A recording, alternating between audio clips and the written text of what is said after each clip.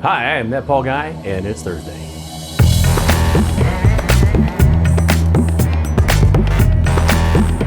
Thursday, December 26, 2019, and we're going to leave a little bit of a reminder right up there for you, just in case you missed last week, but we're going to go ahead and take you on to space news this week.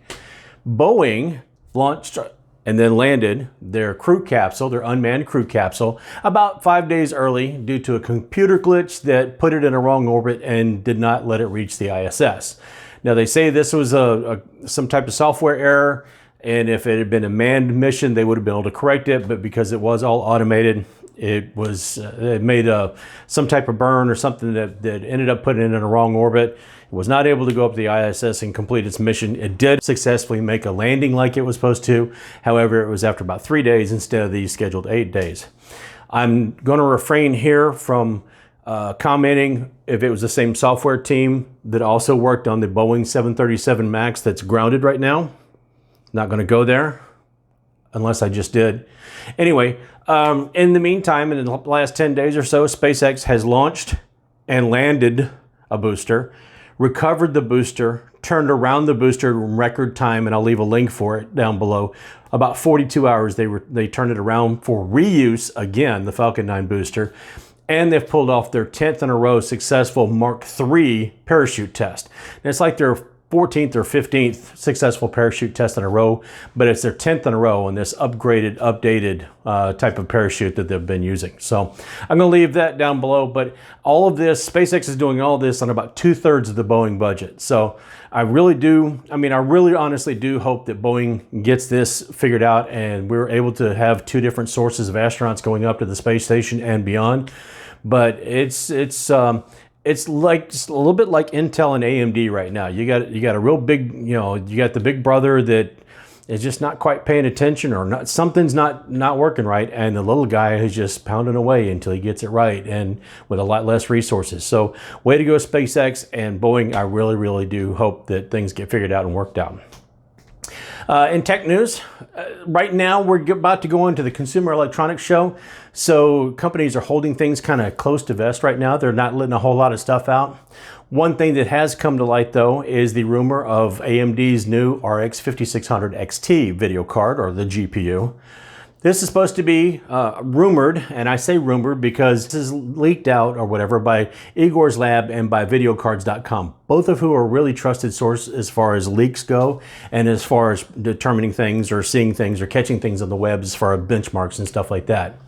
This is supposedly, the 5600XT is supposed to be built off of the Navi 10 product, or the Navi 10 GPU, which the RX57XTs are made out of.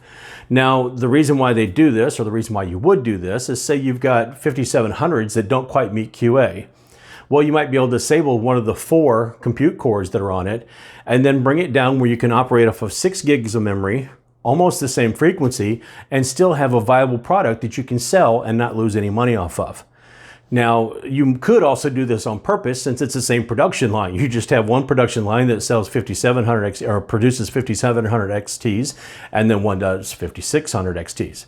This is supposed to fit the 5600 XT, the rumored 5600 XT is supposed to fit somewhere between the just released 5500 and 5500 XT and the 5700 XT. The 55 is selling for about $200. The 5700 is selling for about $400. This is probably going to fit somewhere in the middle, and they say the performance is supposed to be around the Vega 56 range. So pretty solid card, should fit in the upper middle tier, and we'll just have to see what happens. We should hear something more about it in the next 2 weeks, since there is rumors flying and from trusted sources. So this probably means that at the Consumer Electronics Show, we should hear something firm or something that will completely blow our socks off, and we have no idea. But keep word out and thought out for that. And you think, well, who would disable part of their architecture just to be able to sell a video card, or who would try to recycle something like that?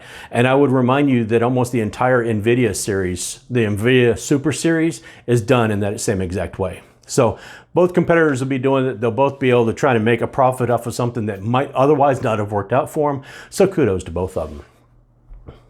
In gaming news, also not a whole lot in gaming going on, but there's just one main story that did pop up, and that's the author of the Witcher series, Andrzej Sapkowski, a Polish author, and CD Projekt Red have now come to an agreement on royalties that he felt that he was due to him.